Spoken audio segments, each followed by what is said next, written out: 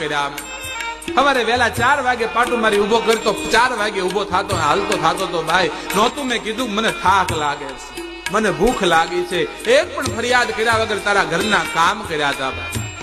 ધીમે ધીમે ધીમે ગડપણ આવવા લાગ્યું. તે દિવસે તારા ઘરે ટ્રેક્ટર આવ્યું ને તેથી મને એમ હતું કે હવે મારા દિવસો ભરાઈ ગયા, પણ ભાઈ મને વિશ્વાસ હતો, ભરોસો હતો, તું મારો બાપ હતો, બાપ દીકરાને થોડો કાઢે. ધીમે ધીમે ધીમે ટ્રેક્ટર આવ્યું, મારો ઉપયોગ તે ઓછો કરતો ગયો ભાઈ, મારી ઉપેક્ષા કરવા લાગ્યો.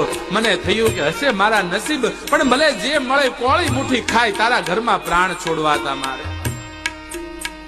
ધીમે ધીમે સમય વીતવા લાગ્યો અને એક દિવસ ભાઈ સાંજે વાળું કરતા કરતા તારી પત્નીએ કીધું તું કે હવે આ બળજાને ક્યાંક મેક્યા હોય તો હારું ખિલ્લો ખાલી થાય. તેથી ભાઈ સાચું કહું ને આખી રાત મને ઊંઘ નહોતી આવી કે શું મારા દિવસો પૂરા થઈ ગયા હવે, પણ મને ભરોસો તારી ઉપર હતો, તું મારો બાપ હતો ને કે ગમે એમ થાય પણ તું મને કોઈ દી છોડીશ નહીં ભાઈ. પણ સવારમાં તે મારા ખીલેથી જ્યાં ગાળ્યો કાઢ્યો ને ભાઈ, જે આઘાત લાગ્યો તો મને કે આ ઘરની બહાર નીકળ્યો એ પેલા અહીંયા પ્રાણ વયા જાય તો હારું મારા.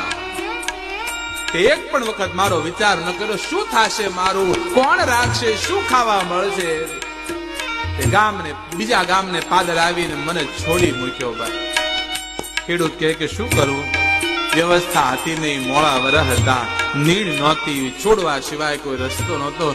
બળદ કે ભાઈ તારા આંગણે 5-5 બગરી બેહું બાંધી હતી, એને ખવડાવવાની નીડ હતી ને એક બળદ ગઢો તને મોંઘો પડી ગયો.